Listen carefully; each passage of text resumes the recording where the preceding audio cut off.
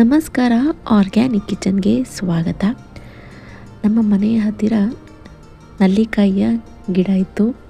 So ಇವಾಗ ನಲ್ಲಿಕಾಯಿಯ season ಕೂಡ ಆಗಿರೋದ್ರಿಂದ ಇದನ್ನು ಬಳಸ್ಕೊಂಡು ಉಪ್ಪಿನಕಾಯಿ ಮಾಡ್ಕೊಳ್ಳೋಣ ಅಂಥೇಳಿ ಮಾಡ್ಕೊಳ್ತಾ ಇದ್ದೀನಿ.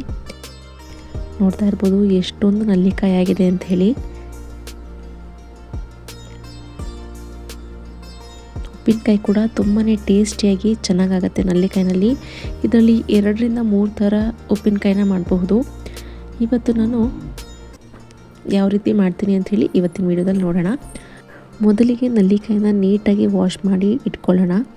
ಅದರಲ್ಲಿ ಕೆಟ್ಟಿರುವಂತಹ ನಲ್ಲಿಕಾಯಿನ ತೆಗಿಬೇಕು, ಇಲ್ಲ ಅಂತ ಹೇಳಿದ್ರೆ ಉಪ್ಪಿನಕಾಯಿ ಬೇಗನೆ ಕೆಡತ್ತೆ. ಹಾಗಾಗಿ ಇದನ್ನು ನೀಟಾಗಿ ವಾಶ್ ಮಾಡಿಕೊಂಡು ಒಂದು ಬಟ್ಟೆ ಸಹಾಯದಿಂದ ಈ ರೀತಿ ಒರೆಸ್ಕೊಂಡು ಒಂದು ಅರ್ಧ ಗಂಟೆ ಇದನ್ನು ಒಣಗ್ಲಿಕ್ಕೆ ಬಿಡ್ತೀನಿ. ಈ ನಲ್ಲಿಕಾಯಿ ಉಪ್ಪಿನಕಾಯಿನ ಮೊದಲಿಗೆ ನಾನು ಸ್ವಲ್ಪ ಉಪ್ಪನ್ನು ಹಾಕಿ 2 ದಿನ ನೆನೆಯಲಿಕ್ಕೆ ಬಿಡ್ತೀನಿ.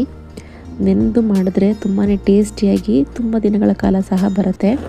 ಇಲ್ಲ ಅಂತ ಹೇಳಿದ್ರೆ ನನಗೆ ಇಲ್ಲ ಇನ್ಸ್ಟೆಂಟಾಗಿ ಬೇಕು, ಇವತ್ತೇ ತಿನ್ನಬೇಕು ಅಂತ ಹೇಳೋದಾದರೆ ಇದನ್ನು ನೀಟಾಗಿ ಒಂದ್ಸರಿ ವಾಶ್ ಮಾಡಿಕೊಂಡು ಇದನ್ನು ಹಬೆಯಲ್ಲಿ ಬೇಯಿಸ್ಕೊಂಡು ಉಪ್ಪಿನಕಾಯಿ ಮಾಡ್ಕೊಳ್ಬೋದು, ಇನ್ಸ್ಟೆಂಟಾಗಿ ಮಸಾಲೆ ಮಾಡಿಕೊಂಡು. ಆದರೆ ನಾನು ಆ ಥರ ಮಾಡ್ತಾಯಿಲ್ಲ. ಈ ರೀತಿ ಒಂದು ಗಾಜಿನ ಬಾಟಲ್ನಲ್ಲಿ ಹಾಕಿ ಉಪ್ಪು ಹಾಕಿ 2 ದಿನ ನೆನೆಯಲಿಕ್ಕೆ ಬಿಟ್ಟು ಆನಂತರ ನಾನು ಉಪ್ಪಿನಕಾಯಿ ಮಾಡ್ಕೊಳ್ತಾ ಇರೋವಂಥದ್ದು. ಆವಾಗ ನಲ್ಲಿಕಾಯಿನಲ್ಲಿಯೂ ಸಹ ಚೆನ್ನಾಗಿ ಉಪ್ಪು ಹೀರ್ಕೊಂಡು ಟೇಸ್ಟಿಯಾಗಿ ಚೆನ್ನಾಗಾಗತ್ತೆ. ಅಷ್ಟೊಂದು ಹುಳಿ ನಮ್ಗೆ ಗೊತ್ತಾಗೋದಿಲ್ಲ ಆಗ. ಇನ್ನೊಂದು ರೀತಿ ಯಾವ ಥರ ಮಾಡ್ಕೊಳ್ಬೋದು ಅಂತ ಹೇಳಿದ್ರೆ ಎಣ್ಣೆನಲ್ಲೇ ಫ್ರೈ ಮಾಡಿಕೊಂಡು ಅದರಲ್ಲೇ ಎಲ್ಲ ರೀತಿಯ ಮಸಾಲೆಗಳನ್ನ ಹಾಕಿ ಇನ್ಸ್ಟೆಂಟಾಗಿಯೇ ನಾವು ನಲ್ಲಿಕಾಯಿ ಉಪ್ಪಿನಕಾಯಿನ ಮಾಡ್ಕೊಳ್ಬೋದು. ಆದರೆ ಅದು ಅಷ್ಟೊಂದು ಟೇಸ್ಟ್ ನಮಗೆ ಕೊಡೋದಿಲ್ಲ. ಈ ರೀತಿ ಮಾಡ್ಕೊಳ್ಳೋದ್ರಿಂದ ಟೇಸ್ಟಿಯಾಗೂ ಇರುತ್ತೆ, ತುಂಬ ದಿನಗಳ ಕಾಲ ಬಾಳಿಕೆನೂ ಸಹ ಬರುತ್ತೆ. ತಾಳಿದವನು ಬಾಳಿಯಾನು ಅನ್ನೋ ರೀತಿಯಲ್ಲಿ ಇದು ಸಹ ವರ್ಕ್ ಆಗುತ್ತೆ ಅಂದ್ಕೊಳ್ಬಹುದು. ಇವಾಗ ಇದು 2 ದಿನ ಚೆನ್ನಾಗಿ ನೆನೀಲಿ. 2 ದಿನ ಆದಮೇಲೆ ನೀವೇ ನೋಡ್ತಾ ಇರ್ಬೋದು, ನಾನು ಲಿಡ್ಡು ಸಹ ಓಪನ್ ಮಾಡಿಲ್ಲ. ನಲ್ಲಿಕಾಯಿ ಸಹ ಕಡಿಮೆ ಆಗಿರುತ್ತೆ, ಉಪ್ಪು ಸಹ ಪೂರ್ತಿ ಕರಗಿ ನೀರು ರೀತಿಯಲ್ಲಿ ಆಗಿರುತ್ತೆ.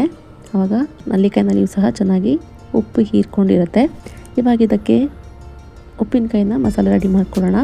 1 ಸ್ಪೂನ್ ಆಗುವಷ್ಟು ಮೆಂತೆ, 1 ಸ್ಪೂನ್ ಜೀರಿಗೆ, ಹಾಗೆಯೇ 1 ಸ್ಪೂನ್ ಆಗುವಷ್ಟು ಸಾಸಿವೆ, 1 ಸ್ಪೂನ್ ಆಗುವಷ್ಟು ಸೋಂಪನ್ನು ಹಾಕ್ಕೊಂಡು ಲೋ ಫ್ಲೇಮ್ನಲ್ಲಿ ಫ್ರೈ ಮಾಡ್ಕೊಳ್ಬೇಕು. ಸೋಂಪು ಹಾಕೋದ್ರಿಂದ ಟೇಸ್ಟ್ ಚೆನ್ನಾಗಾಗತ್ತೆ, ಹಾಗಾಗಿ ಸೋಂಪು ಹಾಕ್ಕೊಳ್ಬೇಕು. ಕಾಮನ್ನಾಗಿ ಉಪ್ಪಿನಕಾಯಿಗೆ ಮೆಂತೆ ಹಾಗೆ ಸಾಸಿವೆ ಮಾತ್ರನೇ ಹಾಕ್ಕೊಳ್ಳುವಂಥದ್ದು. ಆದರೆ ಜೀರಿಗೆ ಜೊತೆಗೆ ಸೋಂಪು ಹಾಕ್ಕೊಳ್ಳೋದ್ರಿಂದ ಚೆನ್ನಾಗಿರುತ್ತೆ. ಇದನ್ನು ಲೋ ಫ್ಲೇಮ್ನಲ್ಲಿ ಚೆನ್ನಾಗಿ ಫ್ರೈ ಮಾಡಿಕೊಂಡು ತಣ್ಣಗಾಗಲಿಕ್ಕೆ ಎತ್ತಿಟ್ಕೊಳ್ಳೋಣ.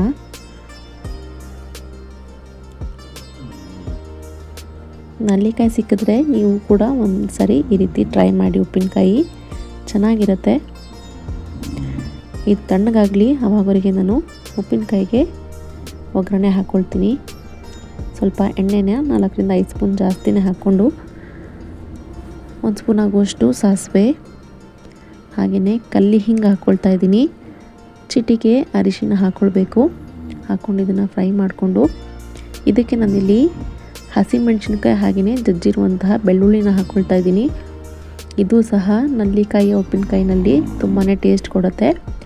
ಇಷ್ಟ ಆಗಲ್ಲ ಅಂತ ಹೇಳೋರು ಬೆಳ್ಳುಳ್ಳಿನ ಸ್ಕಿಪ್ ಮಾಡ್ಕೊಳ್ಬೋದು. ಹಸಿಮೆಣಸಿನ್ಕಾಯಿನೂ ಸಹ ಬೇಡ ಅನ್ನೋರು ಬ್ಯಾಡಗಿ ಮೆಣಸಿನ್ಕಾಯಿ ಹಾಕ್ಕೊಳ್ಬೋದು. ಇದೆರಡು ಚೆನ್ನಾಗಿ ಕೆಂಪಗಾಗುವವರೆಗೂ ಫ್ರೈ ಮಾಡಿಕೊಂಡು ಕರಿಬೇವಿನ ಸೊಪ್ಪನ್ನು ಹಾಕ್ಕೊಳ್ತಾ ಇದ್ದೀನಿ.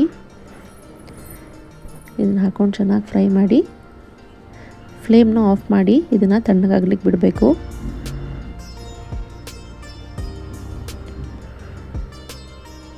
ಇದರಲ್ಲಿ ಬೇಕಾದರೆ ಅನ್ನನೂ ಸಹ ಮಿಕ್ಸ್ ಮಾಡ್ಕೊಂಡು ತಿನ್ಬೋದು, ಅಷ್ಟು ಟೇಸ್ಟಿಯಾಗಿ ಚೆನ್ನಾಗಿರುತ್ತೆ. ಇವಾಗ ಇದು ಸಹ ಚೆನ್ನಾಗಿ ಫ್ರೈ ಆಗಿದೆ. ಇದು ತಣ್ಣಗಾಗಲಿ. ತಣ್ಣಗಾದ್ಮೇಲೆ ನಾವಿವಾಗ ಇದಕ್ಕೆ ಖಾರ ಹಾಕ್ಕೊಳ್ಬೇಕು, ಹಾಗೆಯೇ ಉಪ್ಪಿನಕಾಯಿಯ ಮಸಾಲೆನ ಹಾಕ್ಕೊಳ್ಬೇಕು. ಇವಾಗ ಒಗ್ಗರಣೆ ಸಹ ತಣ್ಣಗಾಗಿದೆ. ಇದರಲ್ಲಿ ನಾನಿವಾಗ ರೆಡಿ ಮಾಡ್ಕೊಂಡಿರುವಂತಹ ಉಪ್ಪಿನಕಾಯಿಯ ಮಸಾಲೆ ಹಾಗೆಯೇ ಖಾರದ ಪುಡಿ ಹಾಕ್ಕೊಳ್ತಾ ಇದ್ದೀನಿ. ಖಾರ ನಮ್ಮ ಟೇಸ್ಟಿಗೆ ಅನುಗುಣವಾಗಿ ಹಾಕ್ಕೊಂಡು ಇದು ತಣ್ಣಗಾದ್ಮೇಲೆ ನಾವು ಇದರಲ್ಲಿ ಹಾಕಿ ಮಿಕ್ಸ್ ಮಾಡ್ಕೊಳ್ಬೇಕು. ಇದೆಲ್ಲ ಮಿಕ್ಸ್ ಆದಮೇಲೆ ನೆಂದಿರುವಂಥ ನೆಲ್ಲಿಕಾಯಿನೂ ಸಹ ಇದರಲ್ಲಿ ಹಾಕಿ ಚೆನ್ನಾಗಿ ಮಿಕ್ಸ್ ಮಾಡಿಕೊಂಡ್ರೆ ನಲ್ಲಿಕಾಯಿಯ ಉಪ್ಪಿನಕಾಯಿ ರೆಡಿಯಾಗುತ್ತೆ.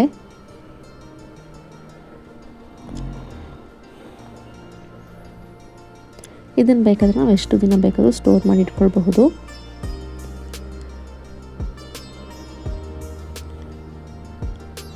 ಎಣ್ಣೆ ಸ್ವಲ್ಪ ಜಾಸ್ತಿನೇ ಇತ್ತು ಅಂತ ಹೇಳಿದ್ರೆ ಬೇಗನೆ ಕೆಡೋದಿಲ್ಲ ಉಪ್ಪಿನಕಾಯಿ. ಇವಾಗ ಇದೆಲ್ಲ ಚೆನ್ನಾಗಿ ಮಿಕ್ಸ್ ಆಗಿದೆ, ರೆಡಿಯೂ ಸಹ ಆಗಿದೆ. ಒಂದ್ಸರಿ ಟೇಸ್ಟ್ ಮಾಡಿ ಅನ್ನದ ಜೊತೆ ಮಿಕ್ಸ್ ಮಾಡ್ಕೊಳ್ಳಿ, ತುಂಬ ಚೆನ್ನಾಗಿರುತ್ತೆ.